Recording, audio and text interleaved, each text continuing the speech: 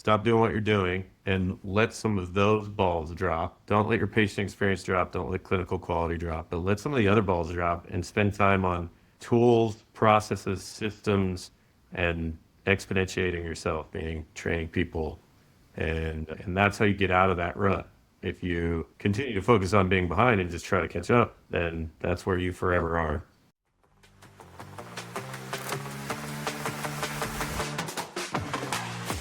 Losing dental claims? It's time to get a grip on it. In each episode, we bring you real conversations with revenue leaders, billing pros, and operators who've battled claim confusion and won. Whether it's strategy, workflows, or tools that actually work, we are here to help you streamline your billing, recover lost revenue, and lead a high-performing team. Let's dive right in and get a grip on it.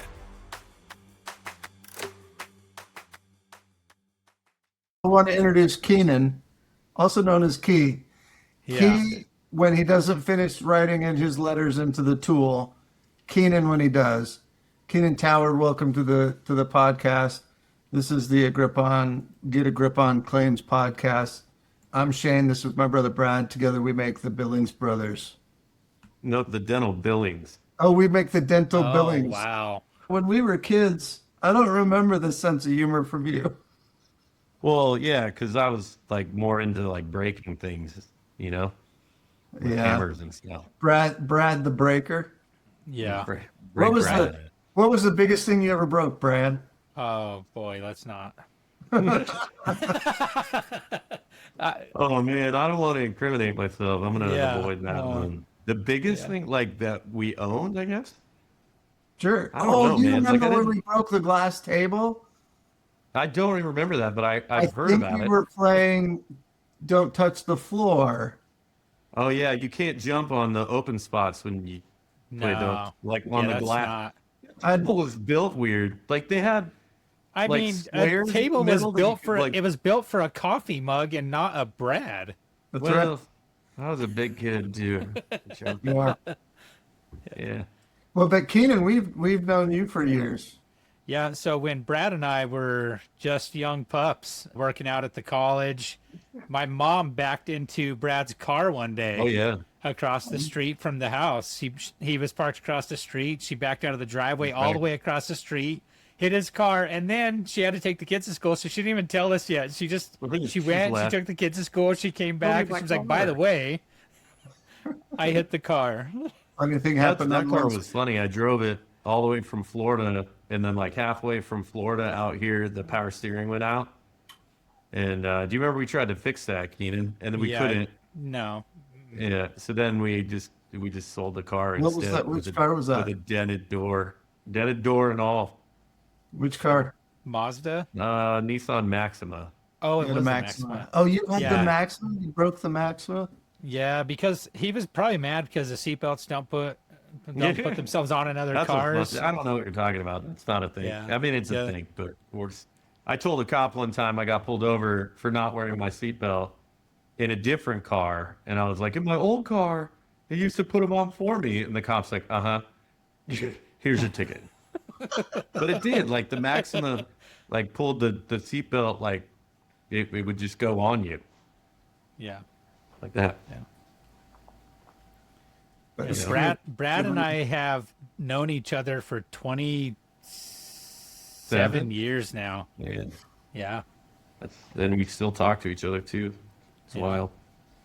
It is. Like the What's only it? ones that. Did you guys ever break anything together? Was there any like tables that you broke together? Do we break anything? I don't know that we broke. Oh yeah, we did. We were putting a doggy door in Brad's house, and we cut the power to his whole house. Yeah. I was like cutting a hole for my doggy door in my house, and like with a sawzall, and then everything goes murder. We're like, what happened? All the lights went out. The main power line. Turns out I cut like the main line into the house, and everything went out. Yeah, that was a fun one. And you know what we did? And I don't know how popular this podcast will be, but I'm going to say this anyway. We just Romexed it together, and then a little bit of electrical tape, and then we added extra Romex to go around the doggy door. Put the doggy door in, boom, up to code. Did you put some chewing gum on it? I was, Yeah. and then what's funny though is my wife at the time came home, and me and Keenan are out at the electrical panel with like a flashlight, and all the lights are out because there's no power anymore in the house. She's like, "What are you doing?" And we're like, "You should probably go get dinner or something." It was great. Yeah. Yeah, that's all right. When your wife catches you doing something stupid to the house, go get some dinner. Go get some dinner. Yeah, it was good. Did that work? She went and got some dinner for you? Probably not. She didn't. I mean, there was probably concern that if she left again, it could get worse. Yeah. Like, what else is going to happen? Wait, was this the house in Phoenix? Yeah, Gilbert. Yeah. Uh-huh. Okay, Gilbert. Yeah. Yeah. Yeah, it was Dad's house. I mean, we still sold it. They didn't even know the. That's right. Hey, Dad, guess what I did to your house? I mean, I fixed it. It worked fine. I know. Yeah. Right. I'm sure there's a reason for that code, but I don't know what Look it it up. is. See if the house burned down. Nah, I'm pretty sure it didn't. We'd have Great heard about it story. a bit. I know Yeah. people that live there still. Yeah. Not I mean, in we'd the have house, to delete this probably. whole podcast if it burned down. You Yeah, might we'd still have have to because it Like the down in the evidence. future. Yeah. Yeah. I hope this doesn't Well, have like perpetual memory or whatever. I don't know what it's called. I'm sure there's something. Well, Well, everything that goes on the internet stays, right? there's no AI note taker on this one, so we're good there. They don't know my And that address. So Yeah. That's a great story about duct taping and fixing things. Sometimes, this is a segue. This is your segue. well, I like this it. is Keep good. Get going. ready. Sometimes when you run in a dental office, it feels like you're duct taping everything together and that nothing just works. And you're working so hard to duct tape it. That's what it True. feels like. Does it It's feel like true, yeah. that to you, Brad? Yeah, it was great. Excellent segue from childhood stories to Yeah. I thought grip so. on topics. I like it. It was good. But yeah, hope like they're it's good just at like, editing. so much to do, and it feels like you're underwater. Look, we talk, Keenan. You're talking to a lot of people right now that they feel underwater. Yeah, it's a lot of the conversation. A lot of the conversation is, I would love to do more, but I don't have the time. And right now I'm doing one or more roles within the organization in order to stay afloat. And that's a very common theme. And obviously I have a dental background as well. And I felt the same way at points in time. You're trying to hire somebody in the front office. You're trying to collect and take care of patients. You have providers that are trying to learn and get better. You have new staff that are training, and you've got to watch over them and care about their growth as well. Then there's a lot of moving parts that affect everybody. Yeah, Truth. true. Truth. I endorse The that. challenge. So dentistry as a whole, the business is super complicated, and I'm just talking about the business side. And then a lot of people try to do both sides. It's like the office manager is trying to learn, the ordering and the clinical side, which even gets more complicated. So if you got all that, you're trying to manage all of it. It gets out of hand. So Yeah, it's like everybody's you always have to running, know and all the most everything. people are doing about 30% of what they should be doing. So Yeah. Well, then you throw in employee retention into the mix, and you have one key person leave, and you don't realize how much they're also Oh, taking yeah. on within your organization. And now you're trying to put those tile pieces back together using other members of the organization to make sure things Yeah. stay on track. And that becomes another challenge in itself. Okay, Yeah. so let's put you guys in this scenario. You are starting a dental business, or you running a dental business, and somebody joins you well, in that's the weird. I do that. of office manager. Let's say you're doing that, Brad. All right. Say I'm doing it. Are you doing it? Oh, okay. There we go. Yeah. And so in the middle of that, you're going to talk to somebody, maybe train them, or you're going to have to take on that position yourself. What would you tell them? Like which position? For the Right. office Well- manager. Yeah, office manager. I mean, I just went through this. Do you want to hear? Yeah. Well, then what Actually. did you tell them? I, you know, I just went through this twice actually. we'll do the longer, harder version, which is a bigger PPO office, which is more complicated than the other one that I went through. But I'm real honest with everybody that I interview. I'm like, look, there's problems here because we haven't had a stable office manager for the last couple months. So you're going to have some heavy lift and you're going to have to work at it. And if you don't know that, then, you're going to quit when you get here and it's too hard. So I'm going to tell you up front. And if you want that kind of a challenge, then come on and we'll work on it together. And that's what we do. Yeah. How do you tell them that they should manage the office in order to make the best use of their time, maybe not get so overwhelmed and be Well, and able I to think handle that's the thing with our offices. We have a lot of processes and communication channels that keep things pretty streamlined. So if you don't have that, then you got to create those. Yeah. And a lot of people that try to do that with spreadsheets, that doesn't work. Emails, No. that doesn't work. No. So, but you see them everywhere you go. Whiteboards, I see a lot of whiteboards. Is that right? A lot of whiteboards. That's how they communicate.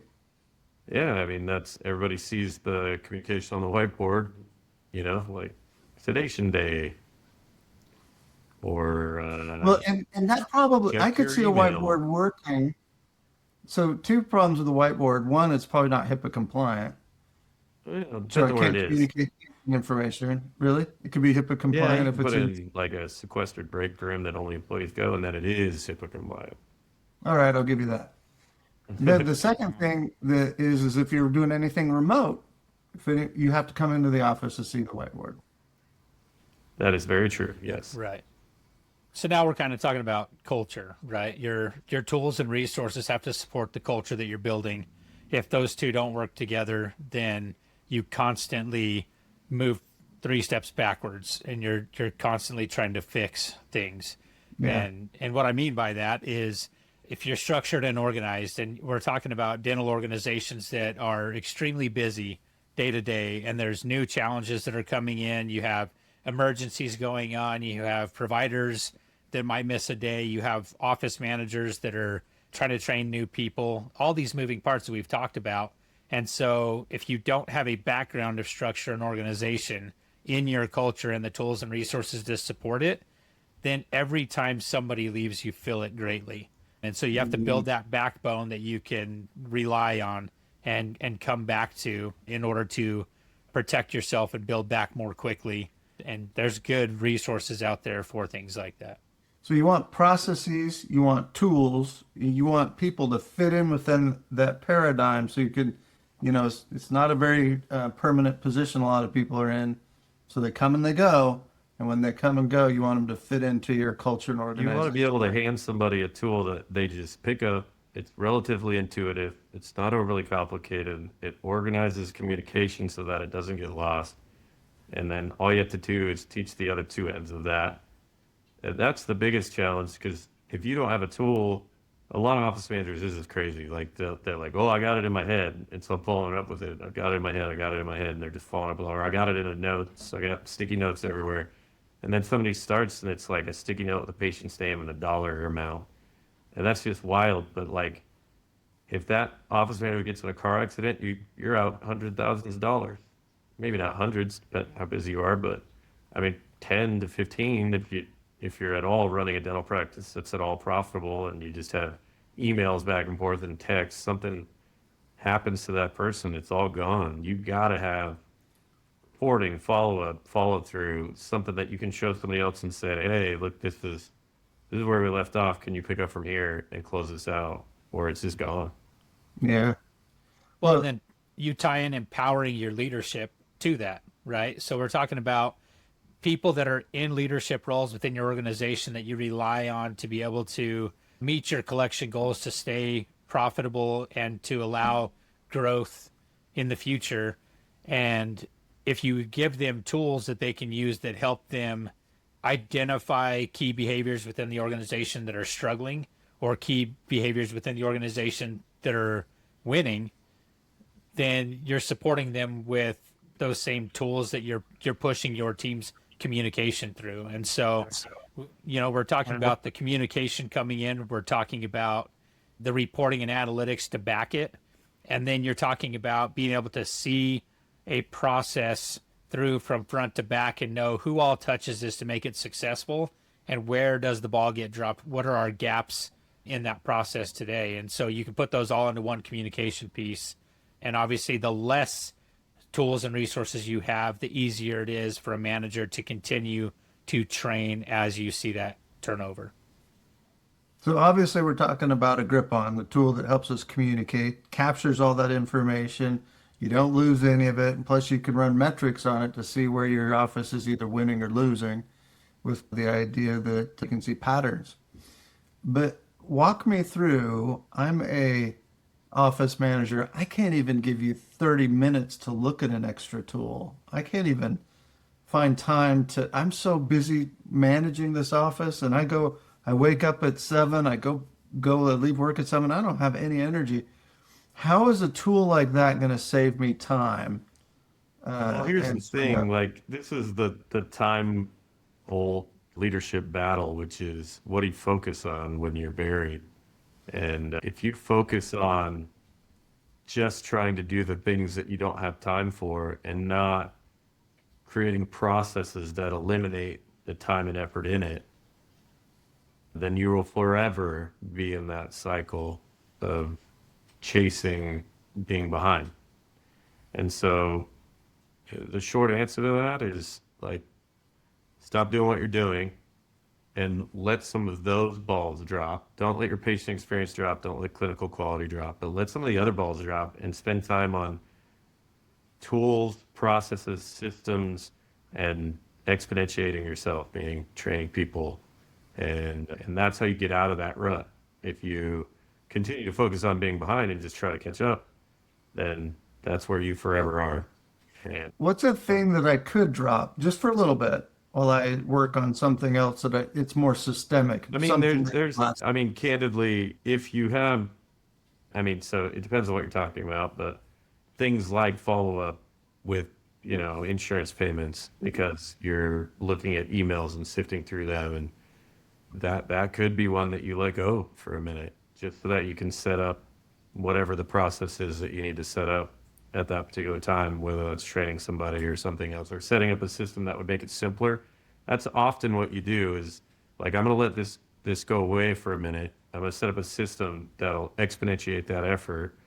So now I'm going to spend an eighth of the time following up on this insurance stuff instead of all the time that I'm currently doing. Then you grab an eighth of that back. But it honestly depends on what it is that you're replacing or what you're working towards. So Yeah.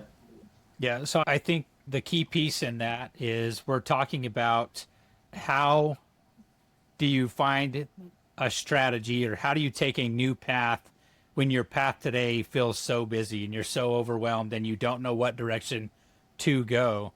And I think, first of all, it's coming to the realization that if that's where you're at every day, then your strategy is not working. And so the first thing is saying, this doesn't work, and this isn't how I want to operate anymore. There has got to be a better way. And so I think it's just like our personal lives. When you make that decision to make a change, it has to be a decision that you make, and then you have to commit to it and make yourself change in order to get better. And so then you're using those tools and resources that are out there, like Agrippon, right? So we're talking about, what time is it going to save me? How do I create that time in my day? Well, how much time do you take right now going through a spreadsheet?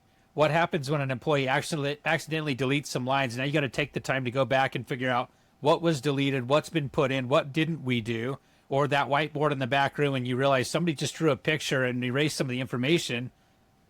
What was on there? Does anybody have a picture of it? How do we collect it? That's all time that's now saved in a system where you put your communication. It tracks who has touched it last, who's in charge of it, what the next step is. It also gives you the analytics and reporting to say, okay, this person in this office or this person in our billing department has this repeated issue. If I go solve that now, how much more time does it put back in my day? And so it's a software that gives you the tools to identify the time that you can put back in your day. If I have an employee who has made 10 issues in the last month and I can see it in reporting and I go resolve that, how much time does that save everybody else who had to send an email for follow-up or ask for additional x-rays from a provider again, or ask somebody for the proper notes because they don't match. Or Yeah, there's all of these different things that can put time back in your day. It's committing and knowing that you were trying to get better and that you need to get better in order to collect more, to keep your business healthy, to be able to focus on patient experience. All of those things come with that decision. Yeah. Yeah. I was just going to add to that. Like, we used to focus on limiting the number of Agrippon requests. Like, so the lower those are, that means the better work that we're doing. And the only way to do that is you start at the bulk, like what's happening the most. Like, oh, I've got 15 requests this month because we're submitting a comprehensive evaluation and there's no perio chart. Now I can go to that hygienist and say, hey, like, we can't, if this says comprehensive exam, you've got to do a perio chart or we can't submit this. And then we got to go back and ask, and it's taking my AR team's time. We're not getting paid for it. It takes my clinician's time. And instead of doing all that, let's just solve the problem, which we didn't even know existed in a bulk until we added in reporting. And that's a pretty simple example of how to save everybody time in the process, not just that one person. But That's Well, right. and then turning the time into money as well, right? So Agrippon allows you to see that open amount and what you haven't collected on that's sitting there waiting for somebody's actions, right? And so when you can kind of put that time into money and say, hey, look, this issue, this one office has this issue repeatedly, and they have $30,000 in Yeah, claims right. that we have not collected on. That's not okay. And so now Right. we have to make a decision to change that, right? well, and that also eliminates the head count, which could help you in an office, right? Like, if you're not collecting on that stuff, you're losing it. I mean, $30,000 is easily a head count in a dental office, even if it's just a head count to answer the phones. No, that's great. And you can imagine like all the work it takes to just focus on people manually manage all those individuals, right? Yeah. Instead of looking at data and knowing where to go. I mean, do you ask Right. questions? You just sit down with somebody and say, how's it going? Did you collect everything? And yeah, you did. Or no, you didn't. Where is that data correct? So well, good. Thanks, guys. You guys are super helpful in helping everybody grow their dental business and the business side of it, not just the collections or the production side. So appreciate everybody and thanks.